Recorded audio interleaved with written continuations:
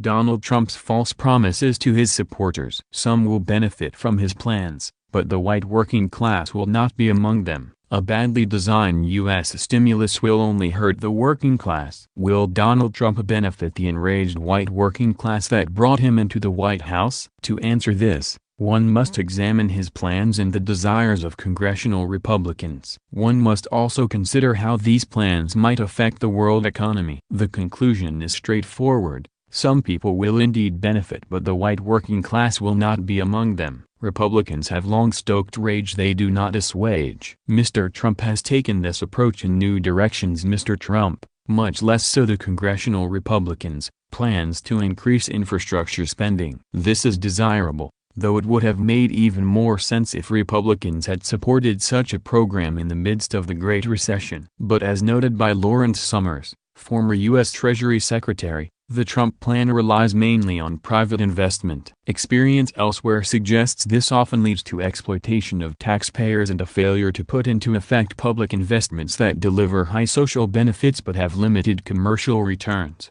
The net effect of these plans would be a large rise in fiscal deficits. Calculations by the Tax Policy Center at the Brookings think tank suggest that by 2020 the deficit would increase by 3% of gross domestic product. With current forecasts as the baseline and ignoring any additional spending, this would mean a deficit of around 5.5% of GDP in 2020. Cumulatively, the increase in federal debt by 2026 might be 25% of GDP. Congressional Republicans such as Paul Ryan would surely demand matching cuts in spending. Annual federal outlays are close to 20% of GDP. Spending on health, income support, Social Security, defense and net interest absorbed 88% of this in 2015. Elimination of spending on all else, a catastrophic mistake, would merely have the prospective deficit. In sum, the plan's logic leads towards either big increases in federal debt relative to GDP or sharp cuts in spending on programs on which Mr. Trump's supporters depend. The envisaged rise in U.S. fiscal deficits would however be expansionary,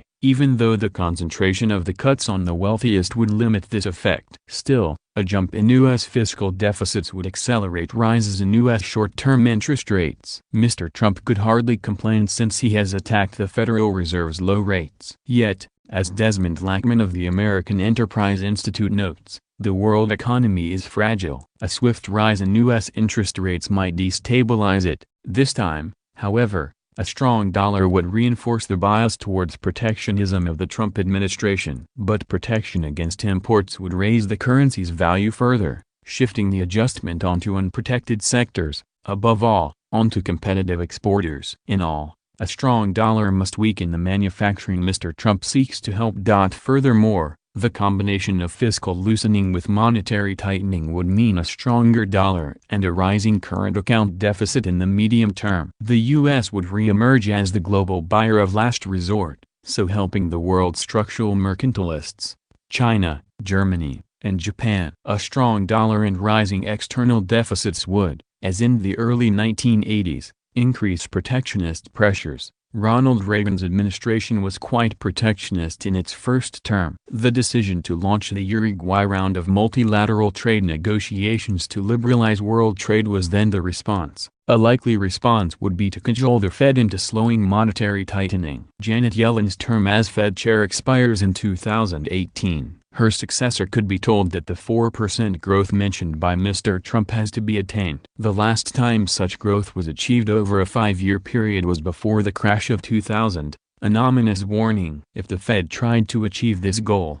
it might trigger inflation, financial instability or, more likely, both. In all this there seem to be few, if any, gains for Mr. Trump's working-class supporters. The president-elect has also promised to eliminate Obamacare and most environmental and financial regulations. It is hard to believe any of this would succor the prospects of the working class. They are more likely to suffer from even worse health cover, a dirtier environment, more predatory behavior by financial institutions and, at worst, even another financial crisis. Protectionism, too, will fail to help most of his supporters. Many depend on cheap imported goods. Many would be badly hurt by the dire results of a tit-for-tat global trade war. Meanwhile, Rapidly rising productivity would still ensure a steady fall in the share of manufacturing in U.S. employment.